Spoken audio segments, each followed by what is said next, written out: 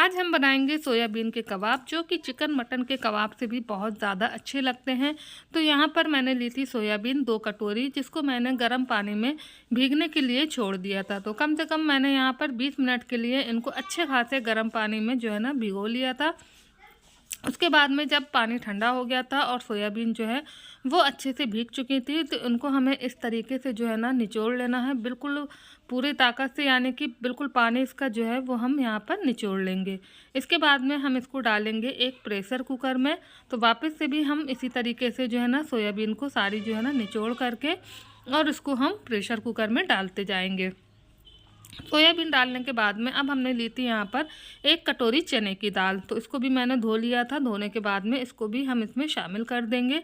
साथ में हम डालेंगे यहाँ पर 3 खड़ी लाल मिर्च और साथ में डालेंगे 1 से 1.5 चम्मच अदरक लहसुन का पेस्ट। तो यहाँ पर मैंने कुटा हुआ अदरक लहसुन लिया था। साथ में डाला था 1 बड़ा चम्मच गरम मसाला पाउडर और 1.5 चम्मच जो हमने डाला था यहाँ पर ज़ीरे का पाउडर, भुने हुए ज़ीरे का पाउडर था। साथ में 2 बे लीफ यानी कि तेज पत्ता डालेंगे और डालेंगे यहाँ पर टेस्ट के अकॉर्डिंग नमक और मिर्च आप अपने हिसाब से डालिएगा।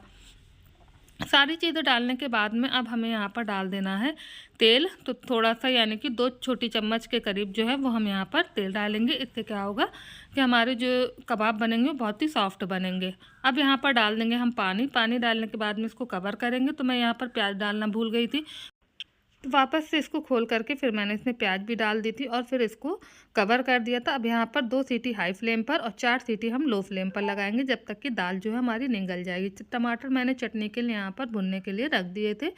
भुने हुए टमाटर की साथ में हम चटनी बनाएंगे, जो कि बहुत मज़ेदार लगती है। अब मैं आपको यहाँ पर दिखा रही थी कि 2 सीटी जो मैंने हाई फ्लेम पर लगाई थी और 3 सीटी जो है वो मैंने लो फ्लेम पर लगाई थी। तो बहुत अच्छे से ये दाल भी गल गई थी और सोयाबीन तो ऑलरेडी जो है वो गले हुए थे और ज़्यादा गल गए थे। तो बस इसको हम ठंडा कर लेंगे रूम टेम्परेचर पे।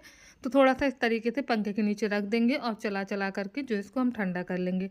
ठंडा करने के बाद में हम इसको ग्राइंडर जार में डाल करके और इसको हम ग्राइंड कर लेंगे। तो बहुत ही ईजिली जो है ये ग्राइंड भी हो जाता है।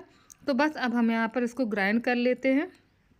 तो मैंने यहाँ पर इसको जो है ना ग्राइंड कर लिया था और अब हम इसमें डालते हैं और चीज़ें। तो यहाँ पर मैंने ली थी प्याज, हरा धनिया, साथ में इसके लेना था हमें हरी मिर्ची। थोड़े से चटपटे बनाएंगे तो हरी मिर्ची थोड़ी सी ज़्यादा डालेंगे। साथ में 1 नींबू का रस।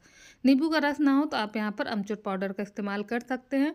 तो बस इन सारी चीज़ों को जो है वो हम इसमें डाल देंगे। तो बहुत ही सिंपल सी रेसिपी है, लेकिन आप यकीन मानिए बहुत अच्छे ये कबाब बन कर के रेडी होते हैं। कभी भी आपको कुछ भी चटपटा खाने का मन हो रहा हो तो आप झटपट से इन कबाब को बना करके तैयार कर सकते हैं। तो सारी चीज़ें हमने यहाँ पर डाल दी थी, साथ में नींबू का रस डाल दिया था। थोड़ा थोड़ा सा खट्टापन जब इन कबाब में आता है तो बहुत ही मज़ेदार से ये कबाब लगते हैं। तो बस हमने इन सारी चीज़ों को डालने के बाद में अच्छी तरीके से इनको मिला लेना है। नमक आप यहाँ पर टेस्ट कर सकते हैं, अगर कम लगता है तो इसी स्टेज पर हम और नमक को भी डाल सकते हैं। तो बस इन सारी चीज़ों को हमें अच्छी तरीके से मिला लेना है कि पूरे कीमे में, यानी कि जो सोयाबीन का कीमा है, तो इसमें अच्छी तरीके से ये मिल जाए। तो यहाँ पर हमने इनको मिला लिया था। अब इसकी हम बना लेंगे टिक्की। टिक्की आप अपने हिसाब से जितनी आप मोटी या पतली या फिर रोल शेप में भी आप इनको बना सकते हैं। तो बस यहाँ पर हमें इस तरीके से इसको राउंड शेप देना है, फिर थोड़ा सा चपटा कर देंगे। तो इस तरीके से हमारी टिक्की जो है वो कबाब वाली बन करके रेडी हो जाएगी।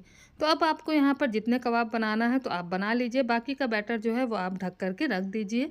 2 से 3 दिन आप इसको स्टोर करके भी रख सकते हैं इजली। तो मैंने यहाँ पर कुछ कबाब बना लिए थे, बाकी को कवर करके रख दिया था कि जब जो खाएगा तो गरम गरम उसको हम फ्राई कर देंगे। यहाँ पर तेल भी हमने गरम होने के लिए रख दिया था। तो तेल बहुत अच्छे से गरम हो चुका है। बस अब तेल में हम इन कबाबों को डाल देंगे। तो कम तेल में भी आप इसको फ्राई कर सकते हैं, डीप फ्राई भी कर सकते हैं, सैलो फ्राई भी कर सकते हैं, जैसे आपकी पसंद हो। तो मैं यहाँ पर कबाबों को फ्राई कर रही थी। तो एक साइड से जब ये हल्के से गोल्डन हो जाएंगे उसके बाद में हमें साइड को चेंज कर देना है। तो बस दोनों साइड से हम इनको जो है ना डार्क ब्राउन होने तक फ्राई कर लेंगे। तो ऊपर से बहुत ही क्रिस्पी, अंदर से बिल्कुल सॉफ्ट से ये कबाब जो है बन करके हमारे तैयार हो जाते हैं। बहुत ज़्यादा इसमें टाइम भी नहीं लगता है, साथ ही साथ खाने में भी बहुत अच्छे लगते हैं। तो बस इस तरीके से जब एक साइड से ये सिक जाएंगे फिर हम इसकी साइड को जो है चेंज कर देंगे। तो बहुत ही आसानी से ये सिक भी जाते हैं, ना तो ये टूटते हैं ना ही ये बिखरते हैं कि आपको कोई भी दिक्कत हो इसमें।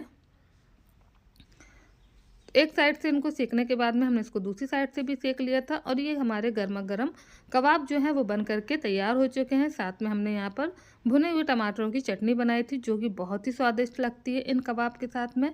तो ये देखिए हमारे कबाब जो है वो बन करके पूरी तरीके से रेडी हो चुके हैं। तो कैसी लगी आज की रेसिपी मुझे आप ज़रूर बताइएगा।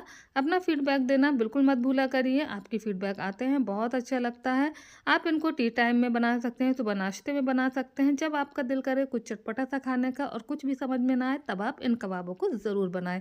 आई होप आज की रेसिपी पसंद आई हो, वीडियो अच्छी लगी हो तो लाइक कीजिए, शेयर कीजिए। मिलते हैं आपसे एक और नई रेसिपी।